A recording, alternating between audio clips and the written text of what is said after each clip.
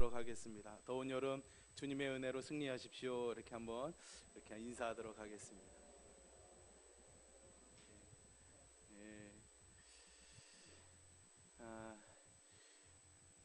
지금은 이제 교회별로 부흥회나 이런 것들을 많이 안 하는데 예전에는 참 많이 했었습니다. 한국 교회 초기에 정말 이 두루마기 하나 걸치고 전국 방방곡곡을 다니면서 말씀을 전했던 아주 유명했던 부흥사 목사님들이 참 많이 계십니다. 그 중에서도 우리 성결교회의 아주 대표적이고 한국교회의 자랑이 되는 분이 바로 이성봉 목사님이십니다. 아마 목사님께서 한국전쟁, 그러니까 전쟁이 일어나 있을 때 목포에서 부흥회를 이렇게 진행하시다가 그만 공산당원에게 잡혀가신 적이 있었습니다. 그래서 심하게 고문도 당하고 조롱도 받고 어려운 고초를 겪으시는데 하루는 이 공산당원이 목사님을 끌어다 내놓고 어이 목사 양반, 정말 당신이 믿는 하나님의 나라가 있다면은 나한테 한번 보여주시게, 그렇게 말했답니다. 그러니까 이 목사님이 물론 내가 보여드릴 수 있습니다 그랬습니다. 그러니까 이 공산당원이 아니 죽어서 가는 거 보여주지 말고 지금 내 눈앞에 보여달란 말이야, 그렇게 말했다고 합니다. 그러니까 목사님이 당연히 보여드릴 수 있습니다 그러면서 뭐라고 하시냐면, 천국 본점은 하나님이 다스리시니까 내 소관이 아닌데 천국 지점은 내가 보여드릴 수 있습니다. 그 지점, 천국 지점은 바로 내 마음입니다, 이렇게 말했답니다. 내 마음이 바로 천국입니다, 그렇게 말했대요. 옆에 있는 사람들한테 한번 말씀하시겠어요? 내 마음이 천국입니다, 이렇게 한번. 예. 근데 여러분 이 말이 무슨 뜻인지 아시겠습니까? 내 마음이 천국이래요. 이게 어떻게 보면 그냥 내 마음 먹기에 그냥 세상이 달라 보일 수 있다, 이렇게 말할 수도 있는 것입니다. 여러분, 우리가 신앙과 인본주의사에서 아주 헷갈리기 쉬운 부분들이 이런 겁니다. 신앙에 있어서 우리가 예수님 믿으니까 내 마음이 천국이니까 내가 마음 먹기 잘하면은 내 마음 먹기 잘하면 세상이 좋아 보이고 행복할 거다라는 것이 되게 신앙적인 것처럼 보이지만 사실은 내가 마음 먹기에 달라지지 않습니다. 사실 여러분 마음 먹기는요 얼마든지 바뀔 수가 있습니다. 그렇잖아요? 바로 이 순간 그래 내가 감사한 마음으로 하루 한 주간 더 살아야지, 예배 은혜 받고 딱 나가다가 여러분 저 밖에 나가다가 갑자기 껌을 밟았어요. 그럼 기분이 어때요? 아이 이 한 주냐 재수 온 붙었네. 또 그럴 수도 있잖아요. 그죠 여러분? 마음 먹기는 정말 상황과 형편에 따라서 쉽게 바뀔 수 있습니다. 사실은 우리의 마음이 천국이다라는 것은 우리의 마음의 주인이 예수 그리스도요 하나님이시다라는 믿음의 고백이어야 되는 것입니다.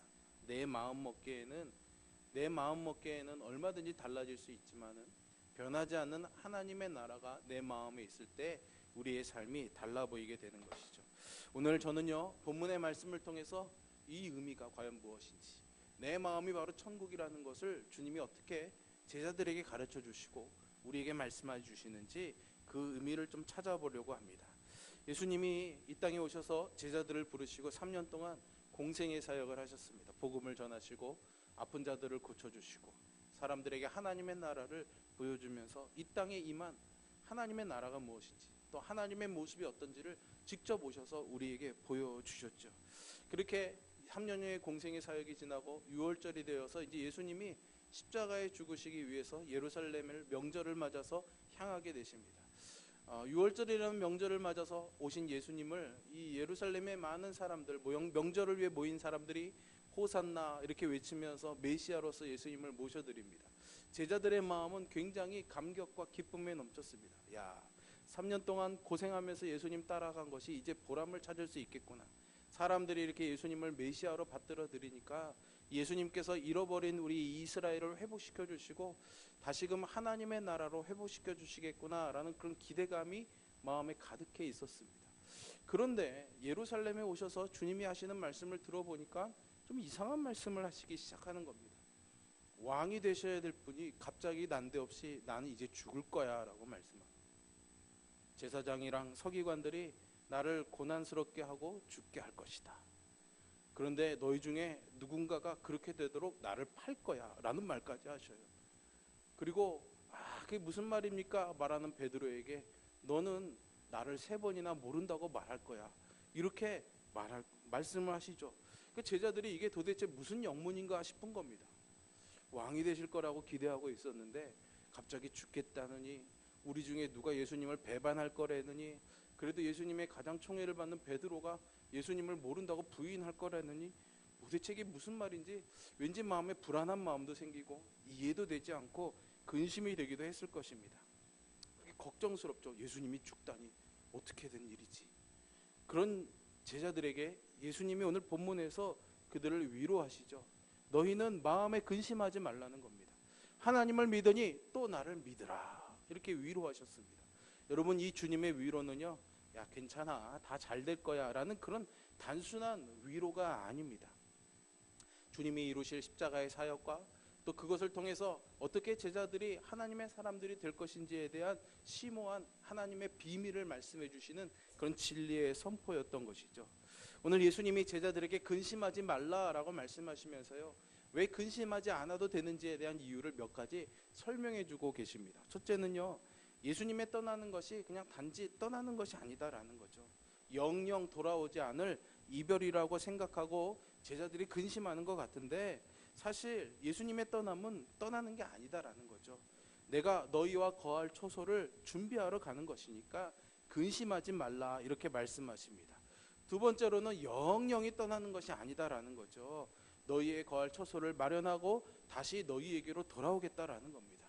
다시 와서 너희를 영접해서 너희를 데리고 내가 있는 그곳에 너희도 있게 할 것이니까 근심하지 말라, 이렇게 말씀해주고 있습니다.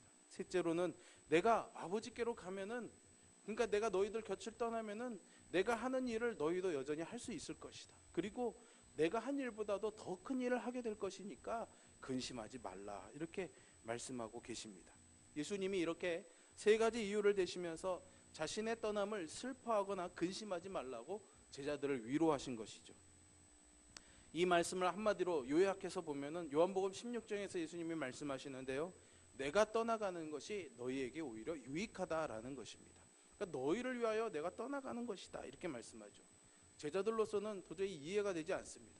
자신들과 함께 하셔야지 되고 자신들이 따랐던 만큼 예수님이 잘 되는 모습을 보고 싶은데 이제 떠나는 것이 우리에게 유익하다니, 제자들로서는 이 말이 도대체 무슨 뜻인지 도무지 이해가 되지 않았던 것이죠.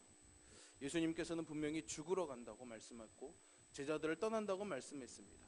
그런데 죽으러 간다는 분이 제자들이 거할 처소를 마련하는 것이라, 이렇게 말하고 있죠. 죽어서 영영 떠난다는 분이 다시 제자들에게 돌아오겠다라고 말하고 있습니다. 도대체 가신다면은 어디로 가신다는 건지, 또 예수님이 예비하신다는 처소는 도대체 어디에 있는 것인지, 예수님의 죽음이 자기들의 거할 처소를 예비하는 것과 어떤 연관이 있는 것인지, 죽어서 떠난 분이 어떻게 다시 돌아온다는 것인지, 모든 것들이 아리송할 수밖에 없죠. 여기서부터 이어지는 예수님과 제자들의 대화를 보면은요, 뭔가 좀 동문서답하는 것 같은 그런 느낌이 많이 들게 됩니다. 그렇게 도무지 어떻게 예수님이 가시는지, 어디로 가시는지를 몰라 하고 있는데 예수님이 제자들에게 4절에서 뭐라고 말씀하십니까? 내가 어디로 가는지 그 길을 너희들이 알고 있다, 이렇게 말하고 있어요. 자기들은 지금, 제자들은 몰라가지고 헤매고 있는데 예수님은 너희들 지금 알고 있어, 이렇게 말씀하고 있는 겁니다. 그런데 솔직히 제자들은 도무지 알 수가 없습니다. 그래서 도마가 말합니다. 5절에서 예수님, 무슨 말씀을 하시는지 내가 하나도 못 알아듣겠습니다. 주님이 가시는 곳이 어딘지도 모르겠고 그 길이 어떤 길인지도 우리는 모르겠습니다 라고 솔직하게 말씀을 드리죠. 그러니까 예수님이 도마에게 아주 유명한 말씀하시죠. 6절의 말씀입니다. 내가 곧 길이요 진리요 생명이니 나로 말미암지 않고는 아버지께로 올 자가 없다라고 그렇게 말씀하십니다. 그리고 이어서 하시는 말씀을 보세요. 너희가 나를 알았더라면 내 아버지도 알았으리로다. 이제부터는 너희가 그를 알았고 또 보았느니라. 예수님의 아버지는 요셉이고 이미 죽은 지가 오래됐는데 우리가 어떻게 요셉을 아는가? 이런 의문이 들 수도 있었고, 근데 예수님이 나를 알면 내 아버지를 너희가 아는 거다. 그리고 이미 또 보았다, 이렇게 말하고 있습니다. 점점 제자들의 궁금증은 커져만 갔습니다. 그리고 더 혼란스러워졌죠. 그러니까 이번에는 빌립이 나섭니다. 선생님, 그러면 저희에게 그 아버지를 한번 보여주십시오. 그러면 저희가 좀 이해가 되겠습니다. 이렇게 말한 거겠죠. 예수님이 이 빌립의 말을 듣고 설명을 해주십니다. 나를 보는 것이 곧 아버지를 보는 것인데 어찌 아버지를 보여달라고 하느냐. 내가 아버지 안에 있고 아버지가 내 안에 계신 것을 믿으라. 이렇게 말씀하십니다. 보여달라는데 봤다고 말씀하시고 내 안에 있다라고 말씀하시고. 여러분들은 좀 이해가 되십니까? 아마 이렇게 대화하면 아마 속이 터져서 아마 그냥 아주 그냥 답답해 미칠 지경일 것 같습니다. 참 어렵죠. 그러나 주님은 이 안에 분명히 우리에게 진리를 말씀해주고 계시죠. 과연 이 대화의 의미가 무엇인가? 오늘 예수님께서 내가 곧 길이요 진리요 생명이니 나로 말미암지 않고는 아버지께로 올 자가 없다라는 우리가 잘 아는 익숙한 이 말씀을 우리가 단서로 해서 이 예수님과 제자들의 대화의 의미들을 좀 찾아보려고 합니다. 이 말씀 속에는 사실은 우리가 믿는 이 기독교 신앙의 핵심적인 진리가 두 가지 담겨져 있습니다. 첫 번째는 예수님이 하나님께로 가는 길이다라는 거죠. 예수님이 하나님께로 가는 길이다라는 겁니다. 그 길의 끝에 무엇이 있습니까? 진리와 생명이 있는 거예요. 그 진리와 생명이 있는 것이 바로 하나님이 거하시는 곳, 하나님의 집이다 이렇게 말할 수 있습니다. 근데 그것이 바로 예수님이다라는 거예요. 그래서 두 번째 진리는 예수님은 하나님의 집이다라는 겁니다. 첫 번째로 예수님이 하나님께로 가는 길이라는 것이죠. 예수님께서 내가 곧 길이다라는 이 말씀을 선언하시고 나서 나로 말미암지 않고는 아버지께로 올 자가 없다라고 말씀하십니다. 여기서 예수님은 먼저 자기가 길이라고 말씀하시죠. 자기가 어떤 길인지를 말씀하십니다. 세상에 나 있는 많은 그런 길들이 아니라 아버지께로 가는 유일한 길이라는 것을 말씀하시죠. 사랑하는 성도 여러분, 세상에 많은 사람들이 진리를 찾고 영원한 생명을 찾습니다. 많은 길들이 보이는 것 같지만 거기로 향하는 그 길, 하나님께로 향하는 유일한 길은 예수 그리스도 한 분밖에 없음을 믿으시기를 바랍니다. 이것이 우리가 믿는 신앙의 가장 핵심적인 진리입니다. 두 번째로 예수님이 하나님의 집이다라는 그런 의미는 무엇일까요? 하나님의 집, 하나님이 거하시는 곳이다라는 것이겠죠. 구약 성경에서 전통적으로 이 하나님의 집은 성전으로 이해가 됐습니다. 하나님의 임재가 있는 곳이죠. 하나님의 임재가 있는 곳은 하나님이 다스리시는 곳입니다. 그렇기 때문에 하나님의 나라다 이렇게 말할 수가 있는 거죠. 이스라엘 유대인들이 하나님의 집, 하나님의 임재가 있는 곳을 가기 위해서는 바로 하나님의 집인 성전을 향해야만 했습니다. 그런데 예수님께서는 이제 그 집이 자신이다라고 말씀하고 있는 거예요. 그래서 성전에 모이는 사람들에게 뭐라고 말씀하십니까? 저 성전을 허물라라고 말씀하시죠. 그리고 내가 3일 만에 다시 세우리라 말씀하십니다. 유대인들이 생각하는 건물로서의 성전이 아니라 정말 하나님의 임재가 있는 우리의 삶, 예수 그리스도가 우리의 삶의 주인 되시는 그 삶 가운데 하나님의 나라, 하나님의 삶을 새롭게 세워주시겠다라는 그런 의미인 것이죠. 그런데 여기서 예수님이 하나님의 나라 이 의미를 우리가 이해한다는 것이 쉽지는 않은 것 같습니다. 왜냐하면 사람은 개인이고 나라는 어떤 공동체로서의 단위잖아요. 그죠? 그것이 어찌 같다라고 말할 수가 있는가? 그런데 이것은 사실은 우리가 어떤 존재인지를 이해하면은 사실은 쉽게 이해할 수가 있습니다. 제가 원래 이 강단에서 설교할 때 어떤 신학자 막 이렇게 말하면서 하는 걸 별로 좋아하지 않습니다. 그건 제가 공부할 때나 배우는 거지 제가 여러분들한테 말씀드려도 그 사람이 누군지 유명한 사람인지 아닌지 잘 모르시잖아요. 근데 오늘은 조금 인용을 해야 될 것 같습니다. 달라스 윌라드라는 신학자가 있습니다. 이분이 우리가 어떤 존재인지에 대해서 이렇게 설명해 주고 있어요. 인간은 누구나 예외 없이 자기 안에 나라를 갖고 있다라는 거예요. 그러니까 뭡니까? 모든 사건, 어떤 일어나는 일들에 있어서 나의 선택에 의해서 좌우되는 경우들이 많이 있잖아요. 그죠? 오늘 여러분들이 이 자리에 오신 것은 누가 억지로 끌고 온 사람이 없잖아요. 내가 가야겠다라는 마음을 먹고 여기 오신 거잖아요. 그러니까 그 오시는 과정과 그 삶의 모든 일들은 사실은 나의 안에, 나의 나라 가운데 있다라는 것입니다. 그게 우리의 존재의 의미다라는 겁니다. 여러분 이 세상 가운데는요 약 70명이 넘는 많은 사람들이 70억 명이 넘는 많은 사람들이 살아가고 있습니다. 여기에도 여러분들 각자가 앉아 있잖아요. 그죠? 예.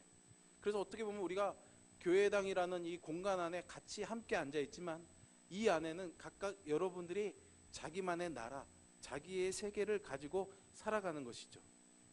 자기만의 고유한 그런 세계가 있는 것입니다. 그래서 내 안에는 나의 나라가 있는 것이고, 또 여기 계신 권사님, 집사님, 장로님, 집사님, 뭐 여러 성도님들의 마음 안에 각각의 자기의 나라들이 있는 것입니다. 그리고 자기 안에 있는 그 자기만의 고유한 나라에서 나는 어떻게 살아갈까요? 왕으로 살아갑니다. 왕이죠. 내가 내 삶의 왕입니다. 그죠? 내가 결정하고 내가 선택하는 것이니까. 여러분, 이것을 우리가 잘 알 수 있는 방법이 뭡니까? 우리 사람들은요, 간섭받기 되게 싫어합니다. 왜 그렇습니까? 내가 결정하고 내가 이렇게 해가는데 괜히 누가 와가지고 내가 만들어 놓은 그 틀을 자꾸만 흔들어 놓으려고 그러고, 내가 결정한 것을 아니라고 말하고 막 그러면은 싫어지는 거예요. 나의 나라가 공격당하고 막 침략당하고 허물어지는 것 같으니까 싫은 겁니다. 어떻게 보면 나라가 내정 간섭받는 것 같으니까는 그렇게 싫어하는 거죠. 그 보통 운전들 여기 하시는 분도 있고 안 하시는 분들도 있지만, 여러분 뉴스에 보시면은 난폭 운전 막 이런 거 많이 뉴스 접하시지 않습니까? 사실 그런 사람들을 보면요, 대부분 그렇게 막 처음부터 조폭 같은 사람, 이런 사람들 거의 없습니다. 다 평범한 아빠이고 친절한 동료이고 착한 이웃입니다. 그런데 차만 타면 사람이 되게 쉽게 변합니다. 저도 약간 그런 경우가 있는데요, 가끔 그럴 때 있습니다.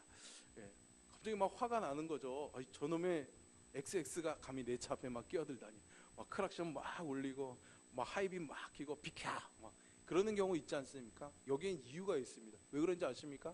여러분, 자동차는요, 밀폐된 공간입니다. 그죠? 나만의 공간이 되는 겁니다. 그 나만의 공간 안에서 내가 핸들을 잡고 운전대를 붙잡고 운전해 나가죠. 그러니까 나에 의해서 조종이 되는 겁니다. 그러니까 차는요, 나에 의해서 움직여지는 나만의 나라가 되는 겁니다. 근데 그 나만의 나라에 자꾸만 끼어들고 위협을 가하고 막 그러니까는 이게 막 싫은 거죠. 그것이 분노로 표출이 되는 것입니다. 여러분, 우리 안에 있는 나라가 그런 겁니다. 여러분들 안에 그런 나라들이 다 있는 거죠. 누가복음 17장에 보면은요, 바리새인들이 예수님께 하나님의 나라가 언제 임하느냐라고 물어보러 옵니다. 여기서 물어본 바리새인들의 하나님의 나라는요, 사실은 이스라엘이 회복되는 것에 대한 질문이었습니다. 하나님이 이스라엘을 선택하셨고 하나님의 나라가 되게 하셨잖아요. 그런데 지금 이스라엘은 로마에게 나라를 빼앗긴 상태입니다. 그러니까 언제 하나님이 우리를 다시금 주권을 찾게 하고 나라로서 회복시켜 주셔서 하나님의 나라가 되게 할 것이냐, 그런 의미에서 하나님의 나라가 언제 임할 것인지를 물어보는 거죠. 그런데 예수님께서 이 바리새인들에게 이렇게 대답하십니다. 하나님의 나라는요, 볼 수 있게 임하는 것이 아닙니다. 여러분, 여기 있다 저기 있다 하는 것도 안 됩니다. 여러분, 하나님의 나라는 너희 안에 있느니라. 하나님의 나라는 너희 안에 있느니라. 아멘. 이렇게 대답하신 거죠. 예수님께서 이렇게 대답하실 수 있었던 이유는요, 바로 이렇게 사람의 마음속 안에 나라가 있다라는 것을 알고 계셨기 때문입니다. 사람의 속에는 나라가 있고 그 나라가 가장 중요한 나라라는 걸 아셨기 때문에 하나님의 나라는 여기나 저기나 눈에 보이는 어떤 공간에 있는 그런 나라가 아니라 우리 사람 속에 있는 나라다, 이렇게 말씀하고 있는 것이죠. 우리 안에 그 나라가 있는 줄로 믿습니다. 한 사람은 그래서 곧 한 나라가 됩니다. 그냥 나는 내가 아니라 내가 다스리는 나라인 것이죠. 그렇다면 여러분, 내가 다스리는 나의 나라는 좋은 나라일까요? 나쁜 나라일까요? 여러분, 한번 스스로 생각해 보시기를 바랍니다. 내가 다스리는 나의 나라는 훌륭한 나라일까요? 나쁜 나라일까요? 아름다운 나라일까요? 추한 나라일까요? 저는 여러분들의 마음속을 볼 수 없으니까 알아서 판단해 보시기를 바랍니다. 그런데 여러분, 좋든지 나쁘든지 간에 어쨌든 만약에 그 나의 나라에 내가 주인이 아니라 가장 완전한 분이, 그 어떤 부족함이나 그 어떤 허물이나 그 어떤 불완전도 다 완전하게 만드실 수 있는 분이 왕이 된다면 그 나라는 완전한 나라가 될 수 있겠죠. 저는 최소한 여기 있는 우리 모두가 가진 그 나의 나라는 완전하지 못한 나라라고 생각합니다. 우리가 불완전하기 때문이죠. 완전한 분이 오셔서 주인이 되어주신다면, 왕이 되어주신다면 그 나라는 완전한 나라가 될 것입니다. 여러분, 예수님을 내 안에 모신다라는 것이 그런 의미입니다. 나의 나라 안에 내가 왕이 되고 내가 주인이 되는 것이 아니라 예수 그리스도가 주인이 되고 그 예수 그리스도 안에 계신 하나님께서 왕이 되어 주실 때 나의 나라는 더 이상 나의 나라가 아니라 어떤 나라가 되는 겁니까? 하나님의 나라가 되는 거죠. 그래서 예수님이 너희 안에 하나님 나라가 있다라고 말씀해주고 계시는 것입니다. 지금까지는 내가 왕이 되어 다스렸다면 나의 나라이지만 이제 하나님이 나의 왕이 되어 다스리신다면 나의 삶, 나의 마음, 나의 모든 것들은 하나님의 나라가 될 줄로 믿습니다. 그래서 베드로전서 2장 9절에서 너희는 택하신 족속이요 왕같은 제사장이요 그리고 뭐라고 말합니까? 거룩한 나라요 이렇게 말씀해 주시는 것입니다. 여러분들 모두가 하나님을 나의 왕으로 모시는 거룩한 나라가 되기를 주님의 이름으로 축원합니다. 하나님의 나라가 여러분들 안에 있습니다. 여러분 이것을 믿으시기를 바랍니다. 옆에 있는 분한테 한번 이렇게 인사할까요? 내 안에 하나님 나라 있다. 이렇게 어디서 많이 들어본 대사 같지 않습니까, 여러분? 애기야 가자 이거 드라마에 나오는 내 안에 너 있다라는 이 대사를 제가 한번 패러디했습니다. 내 안에 하나님 나라가 있습니다, 여러분. 예수님이 말씀하신 것이 바로 이것입니다. 내가 하나님을 모시면 내 안에 하나님의 나라가 임한다는 말이죠. 내가 곧 하나님의 나라가 된다는 말입니다. 그래서 예수님께서 이 땅에 오셔서 담대하게 선포하셨습니다. 회개하라, 천국이 가까이 왔느니라. 여러분, 하나님의 나라가 가까이 왔습니다. 이렇게 선포하셨습니다. 이 말이 무슨 뜻인지 여러분 이제 이해가 되십니까? 예수 그리스도가 우리에게 오셔서 그 하나님의 나라의 주인 되심을 우리에게 보여주고 계시는 거죠.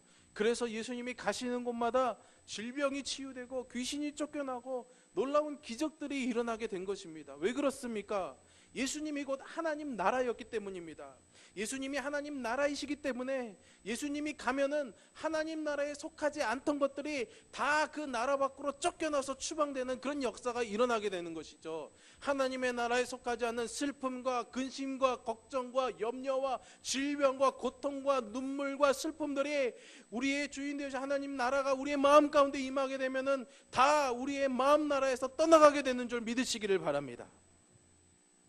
예수님이 내가 길이라고만 말씀하지 않고 진리요 생명이다라고 대답하신 것도 같은 맥락입니다. 하나님의 나라는 하나님의 뜻이 실현되는 나라입니다. 그죠? 그러니까 주님이 진리이신 것이죠. 하나님의 생명이 약동하는 그런 생명의 나라가 하나님의 나라이기 때문에 주님이 생명이신 줄로 믿으시기를 바랍니다. 이것이 인간의 비밀이고 예수님이 이 땅에 메시아로 오신 비밀인 것입니다. 성경은 처음부터 마지막까지 우리 안에 있는 이 나라의 문제를 다루고 있습니다. 사람 안에 있는 나라가 세상에서 가장 중요한 나라이고 그 나라에 의해서 온 세상이 영향을 받게 되는 것입니다. 사람 안에 어떤 나라가 이루어지느냐에 따라서 온 세상이 영향을 받는 거죠. 우리 안에 있는 나라가 어두운 나라가 되면은 온 세상도 어두운 나라가 됩니다. 우리 안에 있는 나라가 평안한 나라가 되면 온 세상도 평안하게 됩니다. 우리 안에 있는 나라가 더러운 나라가 되면은 온 세상도 더러워지는 것이죠. 우리 안에 있는 나라가 거룩한 나라가 되면 온 세상도 하나님의 임재가 있는 거룩한 나라가 될 줄로 믿습니다. 즉, 온 세상을 하나님 나라로 만드는 길은 다른 데 있지 않습니다. 우리 안에 있는 나라를 하나님의 나라로 만들면 온 세상이 하나님의 나라가 되는 줄로 믿습니다. 그래서 우리가 복음 전하는 그 일이 가능한 것입니다. 여러분. 그저 사형리의 몇 구절을 외우고 나가서 기계적으로 그냥 읽어주면서 이걸 믿으세요 그러는 것이 아니라 내 안에 하나님의 나라가 임하면 그 하나님의 나라가 온 세상을 하나님의 나라가 되게 하듯이 우리를 통해서 복음이 전해지게 되는 것이죠. 그래서 예수님이 이렇게 말씀하신 것입니다. 오늘 1절을 보시면 그래서 나를 믿으라 말씀하고 계십니다. 이 말씀은 나를 너희 안에 있는 나라의 왕으로 모시라는 말이죠. 예수님이 왜 이렇게 자기를 믿으라고, 즉 자기를 왕으로 모시라고 초청하고 있습니까? 누가 왕이냐에 따라서 나라가 달라지기 때문입니다. 여러분, 우리는 이 비밀을 이미 작년과 올해 실제적으로 너무나 많이 경험하지 않습니까? 나라를 다스리는 통치자가 어떠냐에 따라서 나라가 휘청휘청 왔다 갔다 하는 것을 우리가 직접 목격하지 않았습니까? 여러분들의 인생의 나라는 어떻게 하겠습니까, 여러분? 예수님이 우리 안에 있는 나라를 다스려야 우리 안의 나라가 하나님의 나라가 될 수 있고, 우리 안에 있는 나라가 하나님의 나라가 돼야 온 세상이 하나님의 나라로 온전해질 수 있으니까, 이것 외에는 다른 길이 없으니까 주님이 내가 곧 길이라고 말씀하신 것이고, 자기를 왕으로 모시는 믿음을 가지라고 오늘 우리에게 말씀해 주시는 줄로 믿습니다. 즉 예수님의 떠남 때문에 슬퍼하고 근심하는 제자들을 위로하시면서 내가 너희를 떠나가는 게 완전히 떠나가는 게 아니다라고 말씀하신 이유가 무엇인지 알겠습니까? 내가 지금 육신의 몸을 입고 있는데 십자가에 죽어서 부활한 영원한 완전한 몸이 되어서 성령으로 다시 너희들에게 왔을 때 너희 안에 거하게 되는 것이다. 그래서 너희를 하나님의 나라로 만들기 위해서 내가 잠시 너희와 지금 떠나는 것이다 라고 말씀하는 겁니다. 즉 나의 죽음은 너희와 함께 거하기 위함이다 라는 것을 말씀하고 계시는 거죠. 그럼 여러분 오늘 본문에서 보시면 2절에 내 아버지 집에 거할 것이 많도다 라고 말하는 것과 3절에 가서 너희를 위하여 거처를 예비하겠다라고 말씀하시는 이 말씀의 의미를 우리가 좀 다시금 되새겨봐야 하겠습니다. 우리는 이 말씀을 읽으면 왠지 그냥 우리가 죽고 나면 천국에 가고, 천국에 가면은 잔디 잘 깔린 멋진 2층 양옥집 같은 그런 집들을 하나님이 우리에게 한 사람 한 사람 주실 것 같은 그런 그림을 그리지 않습니까? 물론 하나님의 나라가 그러리라고 저는 믿습니다.